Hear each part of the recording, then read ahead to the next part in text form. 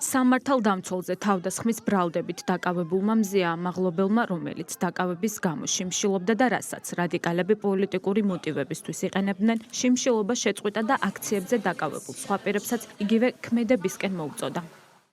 ამ პერიოდის განმავლობაში საქართველოში აკრედიტებული ელჩების ნაწილი ოპოზიციასთან ერთად ერთმანეთის მიყოლებით პოლიციელზე თავდამსხმელის გათავისუფლებას ითხოვდნენ, თუმცა არც ერთ მათგანს ბრალდებულისთვის შიმშილის შეწყვეტისკენ ერთხელაც არ მოუწოდებია. მათ შორისაა ევროკავშირის ელჩიც. როგორც ჩანს, მათ გეგმებში მზეა ამაღლობელის მხრიდან შიმშილობის შეწყვეტა არ შედიოდა, რაც მათსავე განცხადებებით დასტურდება. დიპლომატიის საერთაშორისო დადგენილ ნორმებს მრავალჯერ გაცდენილმა ევროპელმა დიპლომატმა საქართველოში კანონის უზენაესობა უხეშად უგულებულყო და პოლიციელზე თავდასხმა პირდაპირ წაახალისა. ევროკავშირის ელჩმა სინამდვილეში კარგად იცის, რომ სამართალდამცველზე თავდასხმა ევროკავშირის წევრ ქვეყნებში ძიმე დანაშაულად ითვლება და მაგალითად გერმანიაში ეს მუხლი 5 წლამდე თავისუფლების აღკვეთას ითვალისწინებს. თუმცა, მიუხედავად ამისა, საქართველოში ამავე ბრალდებით დაკავებული ჟურნალისტის გათავისუფლებას ითხოვს. ჰერჩინსკი ამბობს, რომ ღელავს ამაღლობელის ჯანმრთელობაზე, თუმცა ელჩს არც 37 დღეს შიმშილობის შეწყვეტისკენ არ მოუწოდებია. უფრო მეტიც, ამაღლობელის მხრიდან შიმშილობას სიმამაცე და მიზანდასახულობა უწოდა. დღეს მზეა ჟურნალისტური სიმამაცისა და სამართლიანობისთვის შეუპოვარი ბრძოლის სიმბოლოა. ის ყველა უსამართლოდ დაკავებულის სულისკვეთებას გადმოსცემს. ჩვენ ძალიან ვღელავთ მის ჯანმრთელობასთან დაკავშირებით და გარწმუნებთ, რომ ვაგრძელებთ მოწოდებას, რომ ის დაუყოვნებლივ იქნეს გათავისუფლებული. ელჩის ეს პოზიცია ერთ-ერთში იმეორებს რადიკალური ოპოზიციის ნარატივს, რითიც კიდევ ერთხელ მკიცდება, რომ ამაღლობელის საქმესთან დაკავშირებით მათი ისტერია საერთო პოლიტიკური დღესწესრიგის ნაწილია. შეიძლება იყოს მზე ამაღლობის საკითხი, მაქსიმუმ იყოს შეურაცხყოფა ადამიანის ხელით შეხება და ადამიანს ამის გამო აკავებენ. ძალიან ბევრი გააკეთა. ქალბატონმა მზეამ ძალიან ბევრი როცა და ბევრი ჩვენი მეგობარი რო ვიღვიძებთ პირველი ნახო მის ჯანმრთელობასთან დაკავშირებულ ინფორმაციას.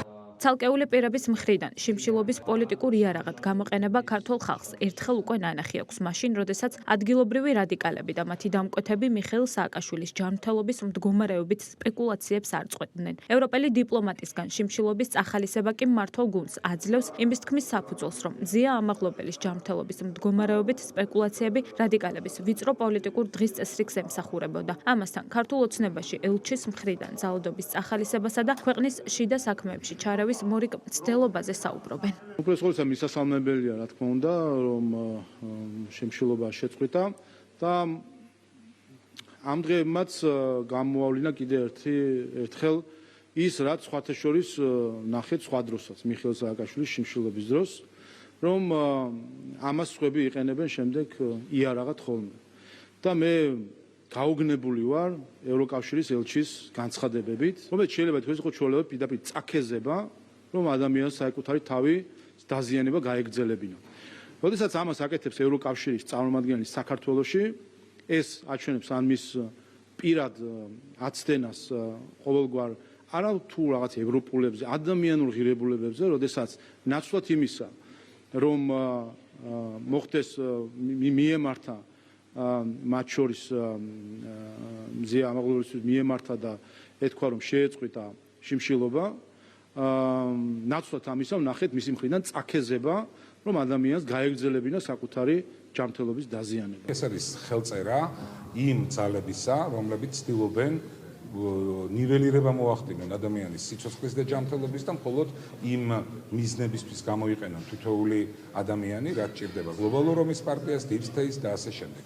ის რომ ევროკავშირის საელჩოს მხრიდან ჩვენ აბსოლუტურად წითელ ხაზებს აცდენილ უამრავ გაცხადებას ვისმენთ, ეს არ არის პირველი შემთხვევა, ამ საზოგადოება ამ ყველაფერს მიეჩვია, ჩვენ დარწმუნებული ვართ, რომ არ არის შორს ის დრო, როდესაც ევროკავშირიც გაიაზრებს, ისევე როგორც ეს მოხდა შეერთებულ შტატებში, რას ნიშნავს ქვეყნის სუვერენიტეტი. სულად მიუღებელია ის შეფასებები, რომელიც ჩვენ მოვისმინეთ, რომ ეს არის გმირობა, ეს არის მამაცური საქციელი, რაც იმას ნიშნავს, რომ ახდება წაქეზება ამ ადამიანის მდგომარეობის და გამოყენება რაღაცა პოლიტიკური თუ ვიწრო პარტიული ინტერესებისთვის. სხვათა შორის სიმბოლურია, რომ ევროკავშირის ელჩი არ მოუწოდებს მოქალაქეს, რომელიც პატიმარია და შიმშილობს, რომ შეწყვიტოს შიმშილობა.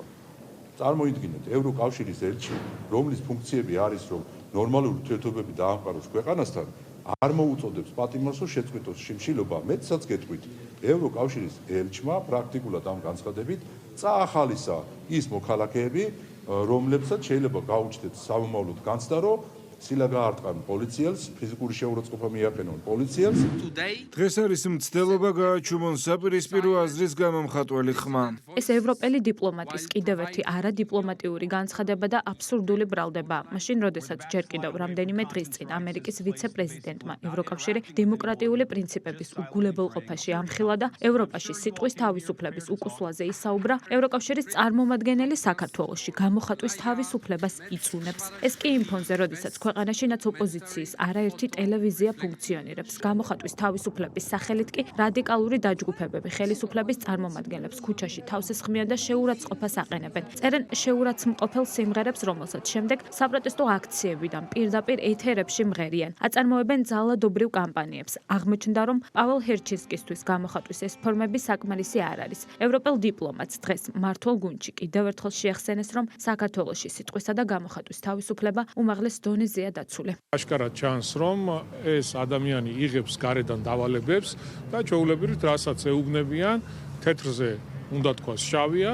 და გამოდის თუთიყუშივით იმეორებს ყველაფერს. ხო, წარმოუდგენელია საქართველოში ისაუბრო გაუარესებულ მედია გარემოზე, როდესაც ამდენი ოპოზიციური ტელევიზია არის, სხვადასხვა სააგენტოები, როგორ შეიძლება დღეს ადამიანი წახვიდე გამოხატვის და სიტყვის თავისუფლების წინააღმდეგ. წარმოუდგენელია უბრალოდ და განსაკუთრებით საქართველოში სიტყვის და გამოხატვის თავისუფლება დაცულია, შეიძლება ამ მიმართულებით ძალიან ბევრ განვითარებულ ევროპულ ქვეყანასაც შევეჯიბროთ და მე თუ მკითხავთ, ზედმეტად არის თავისუფალი სიტყვისა და გამოხატვის თავისუფლება, იმიტომ რომ ეს გადადის უკვე შეურაცხყოფაში, გადადის სილისამებაში, რასაც ხედავთ ყოველდღიურად კონკრეტული ტელევიზიებიდან.